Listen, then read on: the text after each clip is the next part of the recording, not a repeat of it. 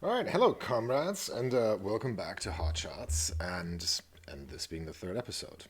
For those of you just joining this audio extension of the Substack newsletter, this is what this is all about. All right, so back in the days, I would like uncritically and mostly without comment share a number of screenshots from Twitter that would illustrate the fucking of our decaying empires, and I've decided to stop all of that mostly because it felt far too reactionary, and I figured I should save them for the week and go through the important ones on this format. I do recommend reading and subscribing to the newsletter just to get more context about what the fuck I'm talking about. But if you're, here and want to hear all of this stuff, this is what we're doing. And also important to note, and I do have to say this once every time we record these, or I record these episodes are done in one take. There's no editing. There is going to be swearing, as I'm sure you've just noticed, and it will definitely be frowned upon if you listen to this, if you are working and listening to this in a corporate surrounding. But then I don't know too many people who still have those jobs. But that's the disclaimer for this, for the start of this. All right, so for this episode, or for this section, I had this vague idea, or let's call it a thread, since I got a little too invested last time into the whole crypto NFT thing. I did think it was important to formulate a more critical sort of rejection of the whole thing, but I do know that I did ramble last time, so none of that this week. The red line or the thread I kind of figured after waking up this morning was sort of masks off. Right, that's kind of the theme for today. Masks off. Harry said so. It's not really about sort of finding shit online where a bunch of people with power slip up and go off script and say, "Ha, gotcha, dickhead." It's not about that. I do find it morbidly fascinating that ever since Wall Street got away with tanking the global economy back in like 2009, and none of those people got arrested but got promotions. The people with power have increasingly giving up hiding their disdain for everybody else and are saying the usually quiet parts, or the parts that are reserved for all the backroom chatter, and they're saying them out loud. And from a sociological point of view, this is new. And because for the longest time, for the longest time I remember anyway, and I'm sure if you look at this historically, this goes back even further, the people in power at least try to give you the illusion of democracy and of fair play and this, that, and the other, and they kept all of their disdain. And that's really what that is, the total disdain. They try to keep that off record. And I think I'm trying to pinpoint it to the time when people at Goldman Sachs and the rest of Wall Street literally tanked the entire world economy and we're like, you know what, sorry, and all respective governments except maybe those in Iceland were like, hey, no problem, here's a bunch of tax money, and I mean a fuckload of tax money, and said, here's a promotion too, you're not going to go to jail even though you should have done. And that's that. And I think that's been this, like, historically speaking, I think the starting point of people in power going, well, you know what, we are going to say the quiet part out loud, because what's going to happen? And that I find interesting, and that's always been kind of the point of doing these hot shots, like, first on Instagram, then over the newsletter, and now in here, because we're in this situation where it feels like, to me anyway, that power as a structure and as a class globally seems to be involved in this weird psychological experiment where it seems, at least to me, that they're trying to push the envelope with how much they can get away with, and seeing how far can we push the entire world's population. It's like, hey, we're going to say this, and it's totally it's evil, and let's see what happens. And that's kind of what the whole the whole idea behind these hotshots was from the get-go. And I don't think I've ever really formulated that, but that's what that's always been about. And without wanting to ramble on too much, I've screenshotted a bunch of stuff, and you're gonna have to excuse me because I have to get my phone on and see what this is all about. But there's a number of things that happened last week that just illustrate this to a point where I'll be lying in bed in the mornings, drinking my coffee, and going through Twitter and going through my social media channels and going, get the fuck out of here! Like this, they actually said this. Okay, cool. Screenshot. Let's save this and talk about this. On Thursday, which is, obviously you get this on Friday, but I record this on Thursday because this does take a little bit of time to not just record, but to, upload and do all the graphics and this, that, and the other.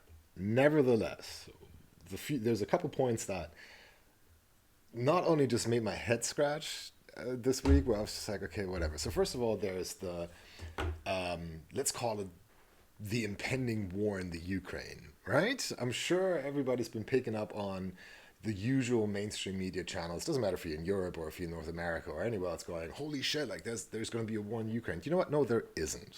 There absolutely isn't. And, before we get into that, I am by no means, and absolutely no means, sort of going, hey, Putin is the good guy and we're the bad guys. No, fuck that. Putin is an evil ass fucker, and so are we.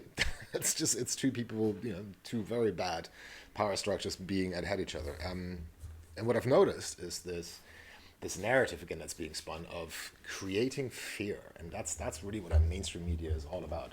Even not even the mainstream media, but a lot of talking heads and pundits all over Europe going, yeah, it's going to be war and it's going to be this. No, there isn't. What this is, this fear and the fear of war and all of that sells papers. That's what it is. And then if you look a little deeper into who is saying what and why they're saying it and what their ties are, and it's the old age adage of journalism when you go, okay, so follow the money, like who gets the profit from this shit. And I noticed, actually I screenshotted probably about 50 headlines from last week, mostly from Western Europe, but also from Russia and from Central and Eastern Europe and this, that, and the other.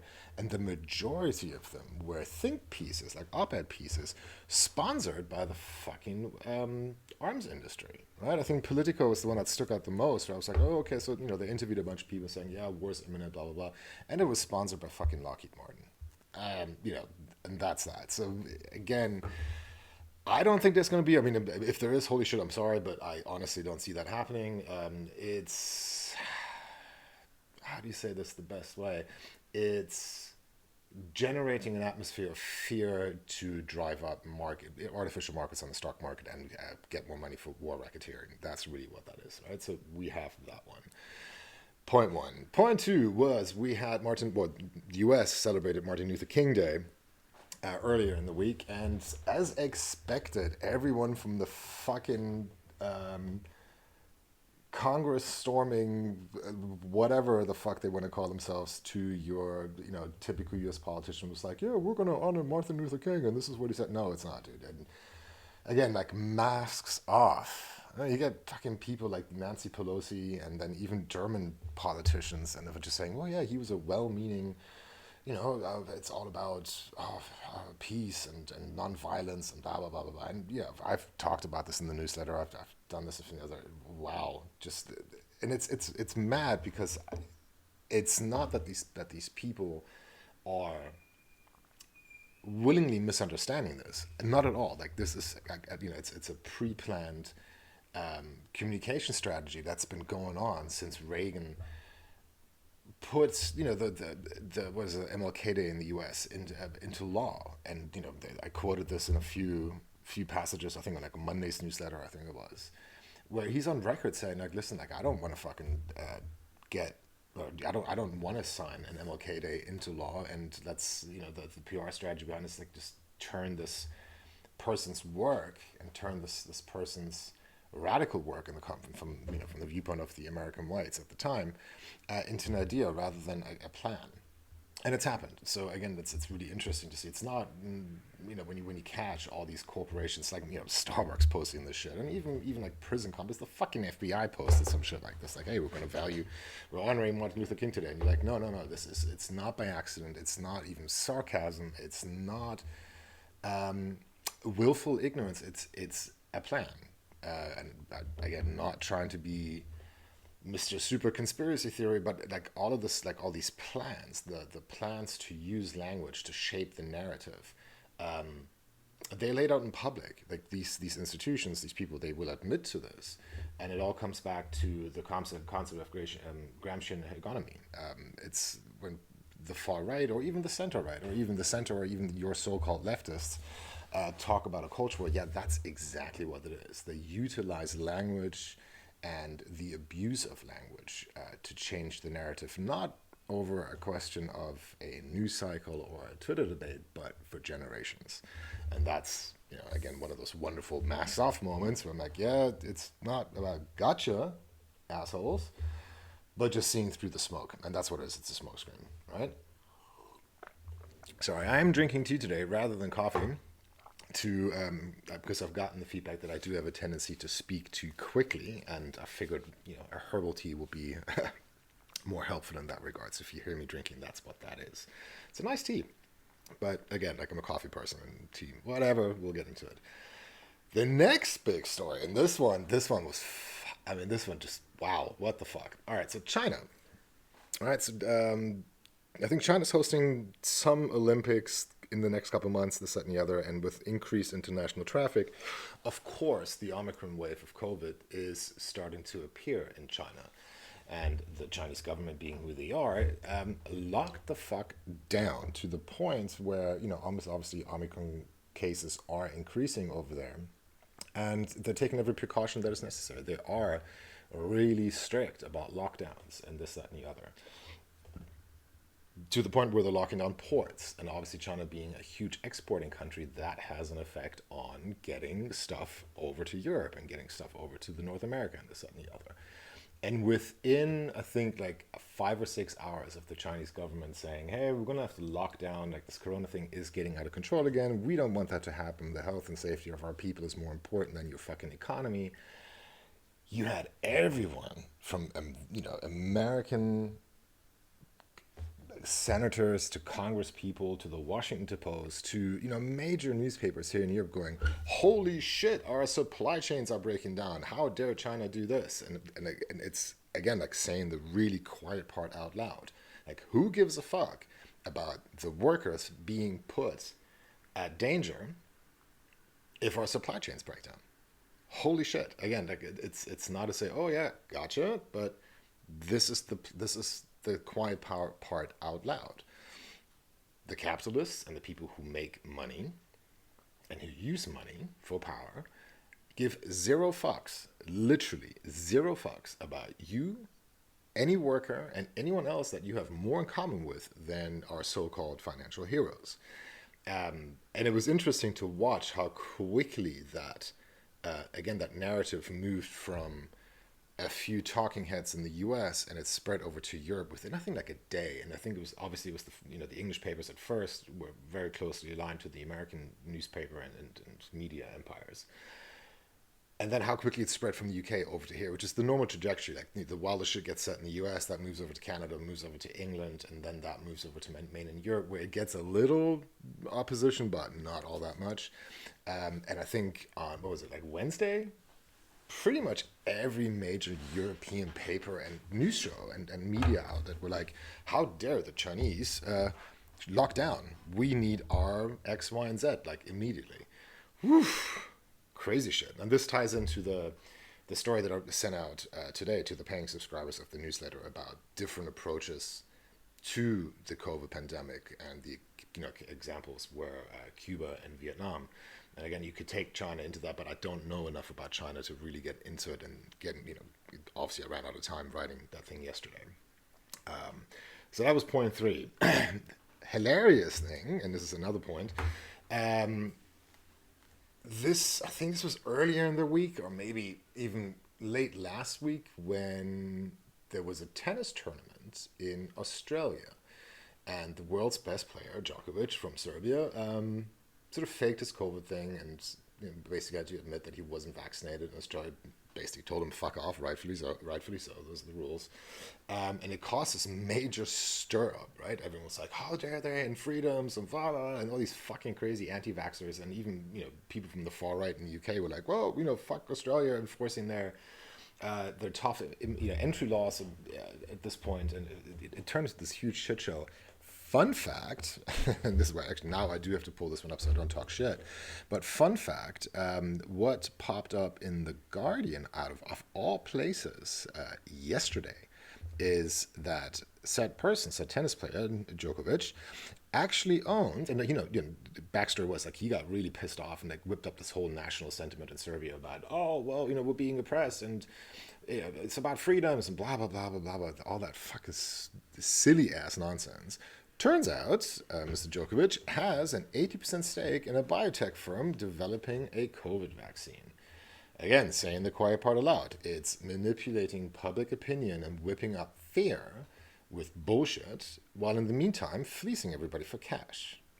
ugh, made me laugh though. I got to say, like that's like with that revelation hitting within a week of an international incident over a fucking unvaccinated tennis player. I was like, yeah, okay, whatever. Here we go. That then ties into the end of this. See, I'm trying to keep this short this time. We're only at 15 minutes. Last one was like at 35, so being nice here. Um, Jeff Bezos, owner of Amazon, he owns the Washington Post. I mean, yeah, that's been an ongoing like internal joke for the last couple of years at my end. Um, and I think again, like I screenshotted probably like 20 or three just headlines from the Washington Post, just out of fucking sheer boredom. I think this week, where when where the Washington Post, and I don't even know who writes for these assholes at this point, just kept drumming story after story into our heads about how taxation for the ultra rich were a bad thing, and that the philanthropy of the super rich is more important than government taxes, blah blah blah blah blah blah blah. And this is again an ongoing social experiment from Bezos that's been going on ever since they bought the fucking paper.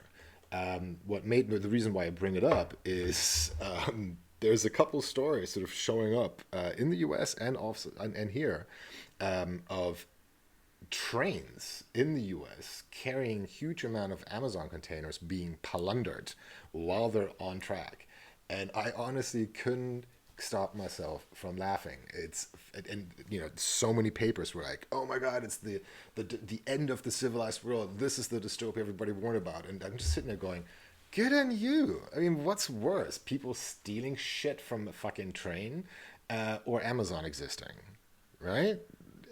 Hilarious. Um, yeah, so those are the hot shots for the week. Keeping it short again, more not under 20 minutes at this point, which is great. Um, that's what I wanted to say in here, and I hope that worked. I hope I didn't speak too quickly, and yeah, thanks for tuning in, and thanks for reading the newsletter. And you'll be hearing from me next week, and then I'll be in your inbox later. Right, bye.